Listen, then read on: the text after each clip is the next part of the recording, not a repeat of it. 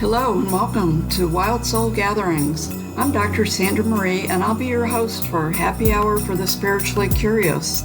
I'm very grateful for all you wild souls out there who've decided to join us today. I want to send a special thanks to each of you for taking time out of your day to join us and our guest as we talk about the many aspects of spirituality. To stay updated on our latest releases, please follow Happy Hour for the Spiritually Curious, share with friends who may be interested, and if you feel so moved, a kind rating and review is always appreciated.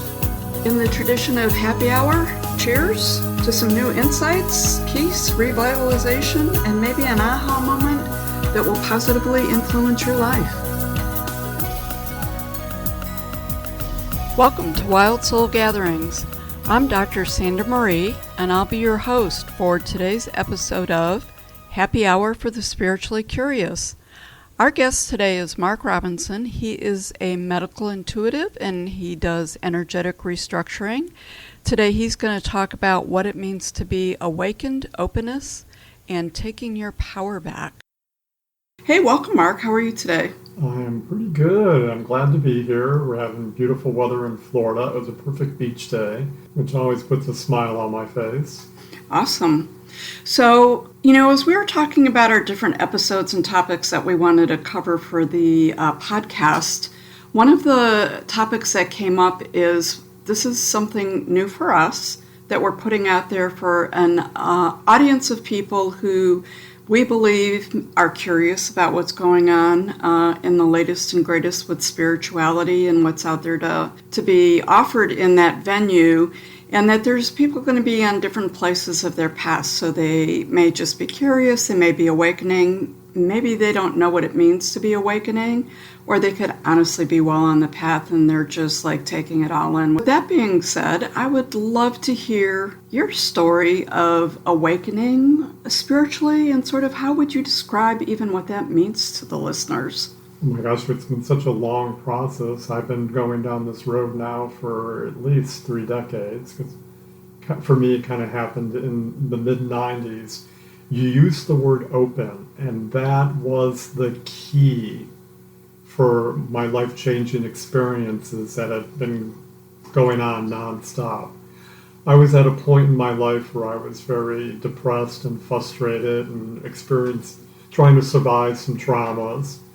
And I was in this place of giving up. And it was the first time that I ever felt powerless and like I needed help. And I had what at the time I called my first conversation with God. I don't use the word God much anymore. I see it more as universal energy. But at that time, from a religious background, I was still in that God mindset. And in that dialogue I had with God, I said, okay, if you want me to be here, I want to be the best that I can be. Help me. So when I came to that moment, that very crystalline feeling that I was open, is when I started to receive those old axioms. When the student is ready, the teacher will appear, or you'll get what you need when you're ready for it, is all very true. And that's how it played out in my life. After I opened up to being guided, my life slowly was transformed. From people I met, to books that I picked up, to movies that I watched, to new interests. Within a year, my life had totally transformed into something very new and exciting and very rich and fulfilling in realizing that I was just a little piece of a bigger picture, and that we were all interconnected, and that we were powerful when in that place of connectedness. And it was absolutely a 180 from where I was at, and it was almost addictive. It brought so much joy and happiness and peace and contentment to my life. I never wanted to go back to that other place. So, can I ask you a question? Sure. I don't mean to interrupt, but so you use the term, I needed to be open to receive. So can you just elaborate a little bit more on what you meant about receiving? My mind went somewhere else than I think where you want me to go. I don't want you to go anywhere. I just want you to So I'm going to trust speak my your intuition truth. on this one. Okay. Being open. I think in our culture, we get so busy doing what we think we're supposed to do, career, family, home, friends, partying, whatever, that we shut ourselves down to anything else. Opening up for me was letting go of all those distractions and just kind of being a blank slate. Okay. And listening. Again, if you quiet your mind down or your life and you're in a place of listening and expectation, I think that plays into it too, it's right there. It's always there. The minute we quiet our minds, we're able to receive it. Okay. Well, it's interesting that you bring it up because there's been, I would say, over the last couple of years, a big, I'll call it a move, but there's been a lot of attention to decluttering and simplicity. So it sounds like maybe you were a little bit ahead of that curve at the time. Well, there was a huge movement. It was called New Agers. The big pundits were Shirley MacLaine and Out on a Limb and Conversations with God by Neil Donald Walsh. It was definitely a movement that a small group of the population, let's give it a 5% of the population, became interested and involved in. And I think that kind of was setting the stage for what's happening now. Now, the universal energies, and if Penny was here, the astrology of that time was much different than the astrology we have today. For me, it was a very long, circuitous road. Today, the energy is to fast track from one to the other. What took me 30 years to open up to, receive, and understand, and acclimate to, I think can happen now in a year's time, if you're in that place of receiving. It's interesting that you say that. I'm in that Mastering Alchemy class. I'm in my year, I think I'm in level 3, year 2. I can't even remember. I've been doing it for so many years. And I connected with one of the ladies who is way further ahead in her education or learning with that, just because I never seem to be able to find anyone to talk about it with because it's complicated, but it's not. We were literally talking about in the work and the energy and the restructuring that we're doing, that when she first took these classes, the process was much longer. And now it's like it's moving so much quicker that people are getting their attunements and they're aligning their energies at a much faster pace than there was before. And during our conversation, what came up with is as there's more and more evolved people, we'll use the term evolved people on the planet, you have more people holding energy for the expansion of the energy into the masses. I'm going to stop you there. The word evolve, I'm getting away from because that kind of suggests that you're in a higher place than the person next to you, and that's not the case, really. I like the word awakened. There's more awakened people on the planet that understand that there is a universal energy that we're all part of and all working collectively together to transform into something higher than what we've been experiencing thus far on the earth plane. I started getting little ahas here and there, and the ahas were so simplistic. For instance, I was in a car driving through the countryside, just watching the farmland roll by. And for the first time in my life, I was content to be right where I was in that moment. I wasn't in a hurry to get to my destination or to get back to do something different in that night. And my aha was, the best place to be is right where you're at. Instead of being in a hurry to get somewhere else because the grass is greener on the other side. And that was, when you think about it, it's just so simple and right in front of you. But most of us, don't realize that because we're being distracted by everything in our culture.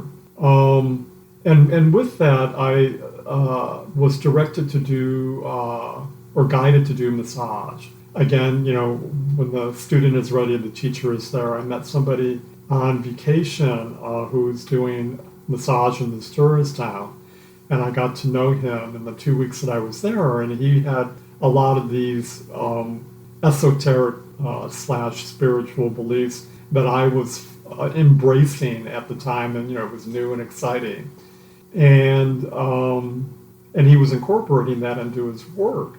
And at the time, I didn't like the job that I had, so as soon as I got back from vacation, I looked up massage schools, and when you're doing what you're supposed to do, it just happens almost instantly. I made a phone call on Wednesday, and Saturday I was enrolled and sitting in class, and I became a massage therapist. And as a massage therapist, once you establish a relationship with a client, somebody that you see week after week after week, you definitely develop a friendship and a rapport with them. And in a lot of times you become their confidant, because when you're massaging somebody, you're usually in the facilitating releasing emotion. So a lot of things would come up in sessions. And I always seemed to know just what to say that was appropriate for that time to help that person in need in that moment. Sometimes I would give a 10, 15-minute dissertation that I don't know where it came from. And it was so profound that it even caught my attention, saying, wow, I didn't know I knew that. Where did that come from? Well, years later, I realized that I was in that peaceful, relaxing, in the moment place when getting a massage, that I was opening up to the divine energy, and that information was just being channeled to me, and I knew it spontaneously. And when I left that profession, countless clients took me aside and thanked me for being this pivotal person in their life that enabled them to see the light, so to speak, and make changes and heal and move forward. So at that point, I still didn't clue in to what was happening. Well, actually, no, that was like, oh my gosh, everything I'm reading and hearing is true, because now I'm beginning to live it. And it was happening spontaneously to me. And then when I got involved with energetic restructuring, which is what I do now, I realized that I am with intention. That's the perfect word. With intention, I am plugging into the universal grid. I see it as a huge old-fashioned telephone switchboard that, I'm plugging into somebody else's grid and able to access the information I need to do whatever healing I need to do at the time. And that's when it really solidified for me that I was a medical intuitive, I was receiving information, I was relaxed and open to it, and I was able to communicate it to the person that I was working with. But I still had one more hurdle that I needed to overcome, and that was believing in myself and what I was doing. Getting rid of that self-doubt that I was some quack selling snake oil medicine to unsuspecting people, and that what I needed to trust myself and what I was receiving. And when I reached that point is when my ability to facilitate healing in other people really took off. So it was like you were doubting your own truth. Yes, in many ways. It's that old habit of self-sabotaging that some of us are into, or we're not able to embrace something so absolutely wonderful because we don't feel we're deserving. I've worked with other healers in the course of my journey, and I found myself comparing myself to these people who I considered mentors and people I wanted to be like. And I always thought these other people had it and were better than me. And when I let go of that comparison or having to be better than, helped me to open up to what I am. Wow, that is quite a story, Mark. So that's how you got started. What would you say the span of time was for you to get from that moment of your when you were sort of in despair with life, moving forward to truly being a medical intuitive, and then from becoming a medical intuitive and really believing in yourself and knowing your truth with it? I would have to honestly say that was in the course of 25 years. Okay. And again, the energies are so much different than I was working with back then that I know that if when you're ready, and I'm talking to everybody out there and in Cyberland, if you're ready for this, and I think you are if you're listening to this podcast, I assure you that it's going to happen lightning quick, because the human consciousness is just on the precipice of a huge evolutionary leap, and you're all going to be part of it. Wow, that's awesome.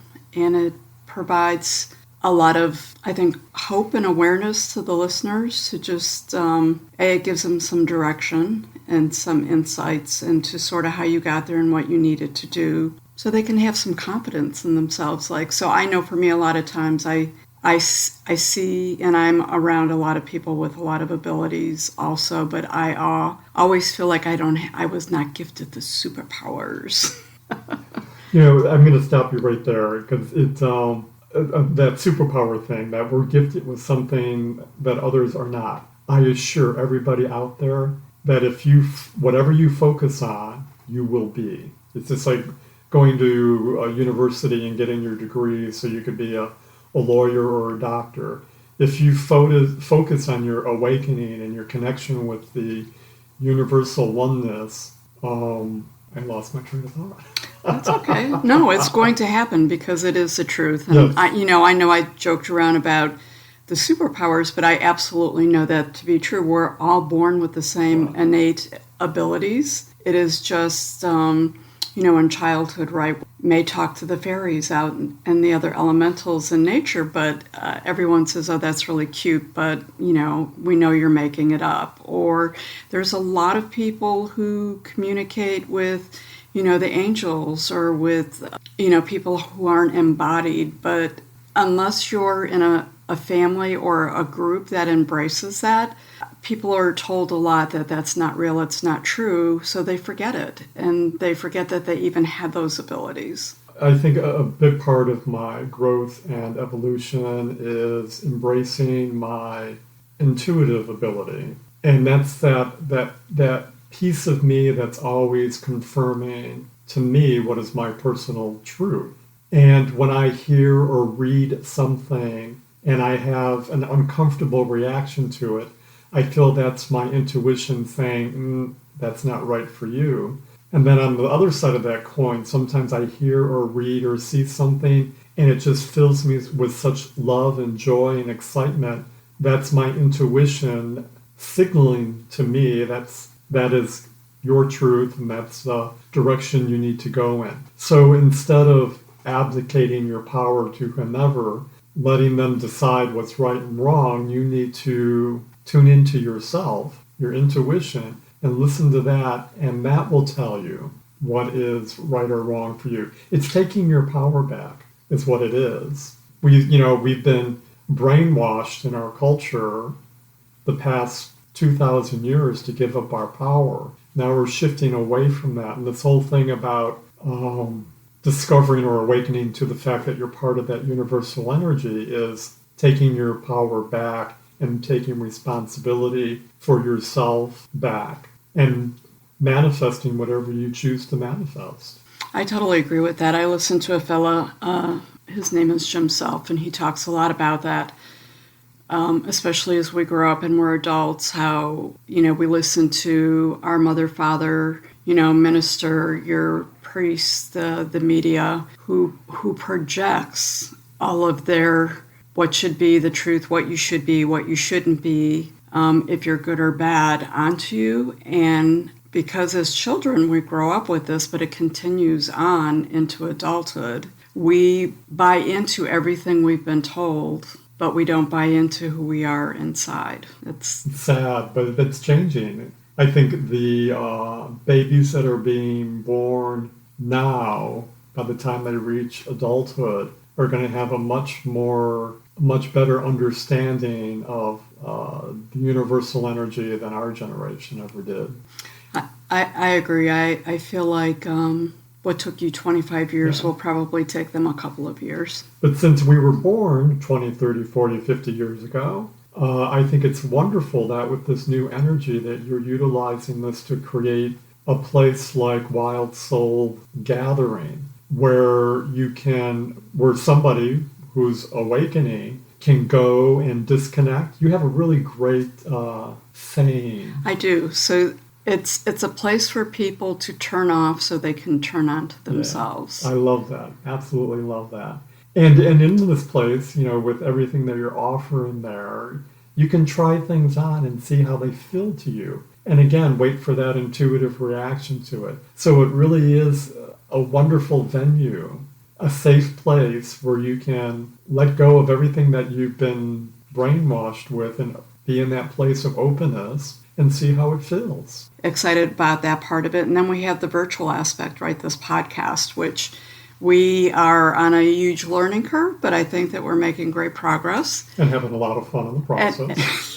We have been having a lot of fun. WildSoulsGathering.com. And you also have an email, mark@WildSoulsGathering.com. They can just send you an email and connect with you and set up an appointment. It's that easy. And geography doesn't matter because when you're working with the universal energy, you can plug into anywhere and anyone from any place. So I do a lot of work remotely. Okay, that sounds pretty cool. I was really fascinated in listening to you on how, when you were talking about the massage therapy, and when we think of ourselves and, as human in this embodied experience, you started on structure and work and the physical aspect, but you were already taking it to a whole different level energetically. I know you also do the Reiki, so you do the intuitive and the energy work with it.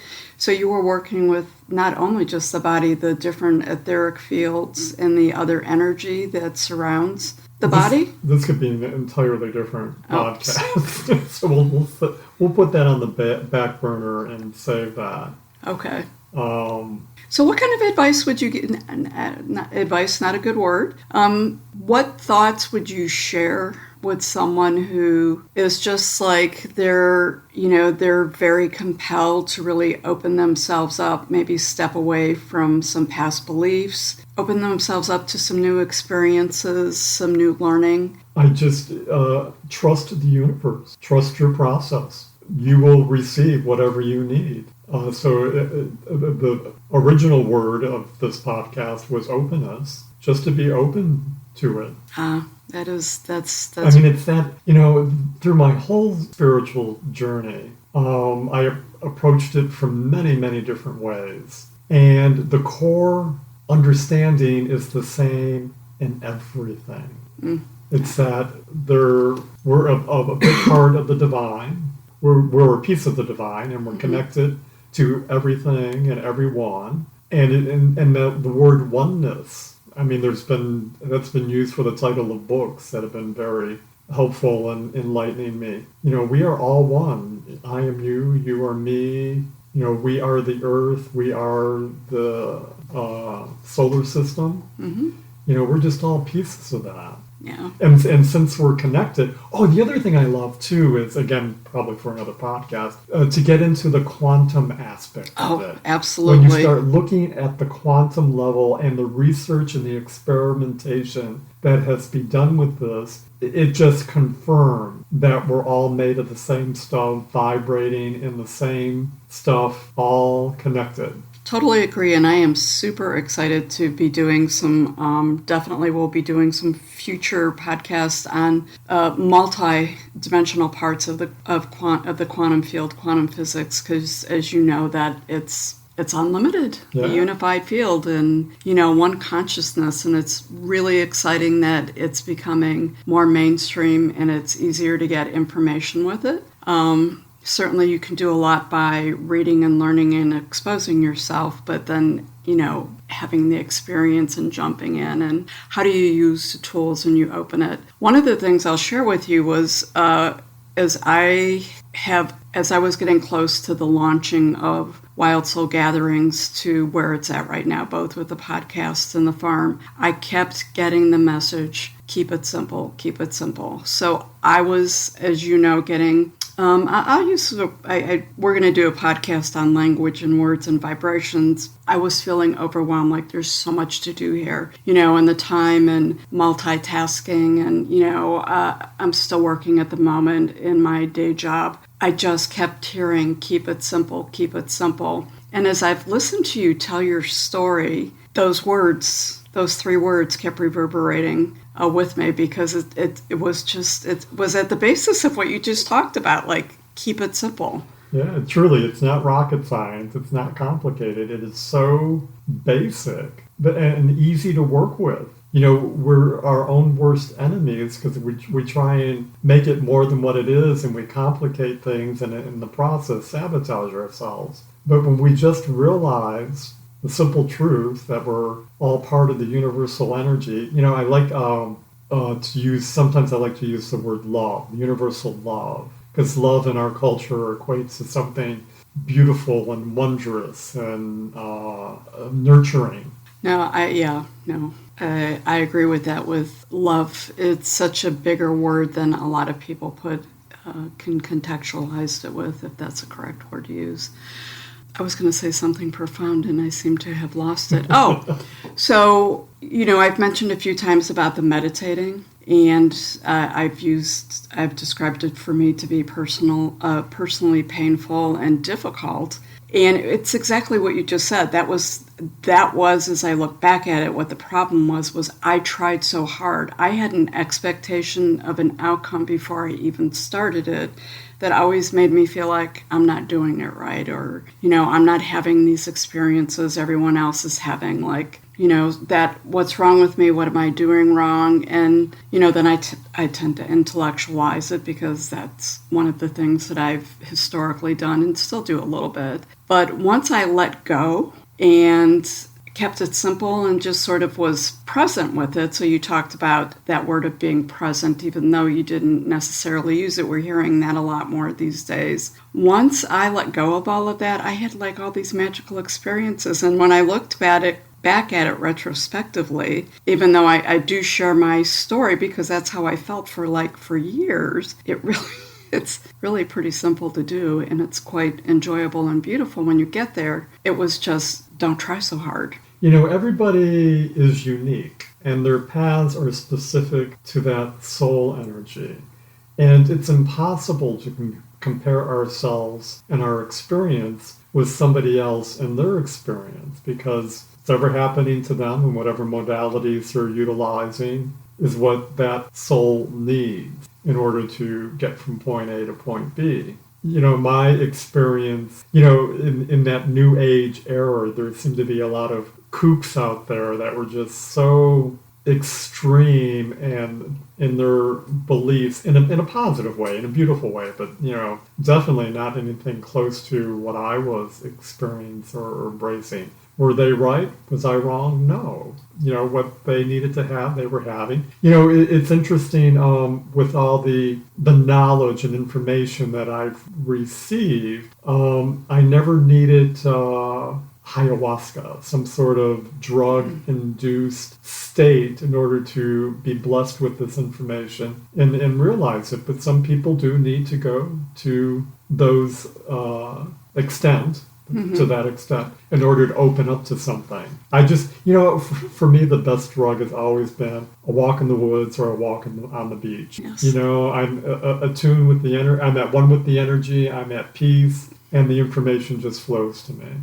I agree, and I'll take that a step further. So, and perfect. Wild Soul Gathering is this 200+ acre farm in the middle of nowhere. Talk about becoming one with nature. I'm sure that'd be an awesome place to go hiking. Can't wait to get there. Oh, yeah, absolutely. So Just to speak on the different modalities and what speaks to you and what was speaking to the other people and how the other felt kooky to you. But to them, you acknowledge that that was how they were getting there. That's the whole idea of this happy hour for the spiritually curious, is really to indoctrinate people with all different kinds of things. Because at the end of the day, what speaks to one person is not going to speak to the next. And I mean, we could personally talk about that. We have a lot of commonality, but we have a lot of things that we do a little bit different too, because it speaks to us differently. When you use the word, that's what they need, so I'm really trying to remove the word need from my vocabulary, because that's not for me to say. But what I will say, and we experienced this when we went to Abadania, Brazil, and to the compound where Jean of God was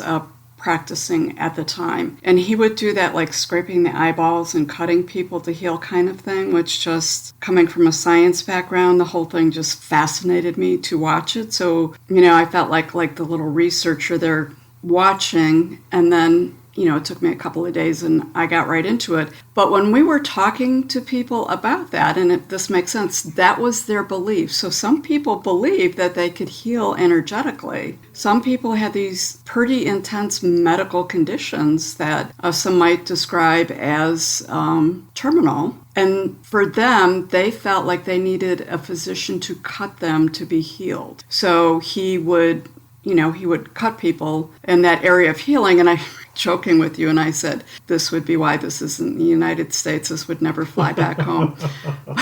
But it all made sense when he spoke about it. Actually, he didn't speak about that. When we had a lot of conversations with a lot of people. It was like from around the world. We did. It was like 2 weeks of really just robust conversations that were just so engaging and energetic. And I think that there's a lot of truth with that. People go to wherever their belief system is. If that's what they believe they need to do to get well, that's what's going to work. So we have pills, we have medicine. If you go to a Dr. Joe Dispenza, he talks a lot about that in his books and in the work that he's done. And, the power of, does that pill, it's the placebo effect. He wrote a whole book on that, as have many other people. So it really is what people believe they need to get there. It's sort of like when I talked to you and I said I was trying so hard because I was so busy watching other people and reading books and, listening to tapes. I thought I had to be on that path for that experience to happen to me. It took me quite a while to really realize I just needed to be on my own path, because that's how we all have the ability. Well, I happily stand correct. Your evolution, your learning never ceases. I needed to hear what you just said, and that just reframed a lot of things for me. And I can just feel my intuitive self opening up and all this information suddenly being channeled into me about the idea of it's a belief. People are working within their belief system. It's not a need. Like a body needs water to survive. It's an individual's belief of what will get them from point A to point B. Was just beautiful. Thank you so much for gifting me with that today. Oh, you're welcome. I'll actually take that another step further when we get into the words thing, because the words and the vibration is sort of a big deal with me. And someone who constantly says you have to work really hard to get ahead in life. Only the people who make sacrifices and work really hard, those are the ones who get ahead of life. So, people will tell you their story about how they've worked hard and they made all these sacrifices, and that's how they got ahead. Well, yeah, that was what they created. That was a story they wrote. So the universe gave them exactly what it was that they asked for: hard work, and sacrifice is going to get you what you want, because that's what you've created every time that you say that and you believe it. So that would be an example of manifesting your beliefs. Yep. Or your own personal power in manifesting your beliefs. Yeah, I would agree. So this will be an interesting podcast. I'm not really sure how it's going to end up in the in the end, because I feel like you were very directive with the intention of what the interview was about initially, but we really went, and I'm not going to say we really went off topic, because all the topics are interrelated and they all play into each other, I think, really to get the message going. So we stepped away a lot. So I just want to thank all our listeners for being here, and to set up an appointment with Mark to work with him with his medical intuitiveness and his energetic restructuring work he does. Again, you can email him at mark@wildsoulsgathering.com, and he will get back to you. Embrace your wild soul. Mark, thank you so much for joining the podcast. Any last words of wisdom? It's just a joy to be here. Thank you so much for this opportunity. I love sharing my experiences, knowing that in some way what happened to me will facilitate evolution for somebody else. Awesome. Thank you. Until we meet again. Until we meet again. I'd like to thank our guests for joining us for this episode of Wild Souls Gatherings Happy Hour for the Spiritually Curious. To find out more about our guests, how to contact them, or detail on this episode, please see our show notes. You can also visit us at our website, wildsoulsgathering.com. We would love to hear from our visitors what you thought of this show, what you would like to see and hear in the future, questions you may have. You can contact us at wildsoulsgathering@gmail.com. This is your host, Dr. Sandra Marie, sending each of you peace and love. Until we meet again, embrace your wild soul.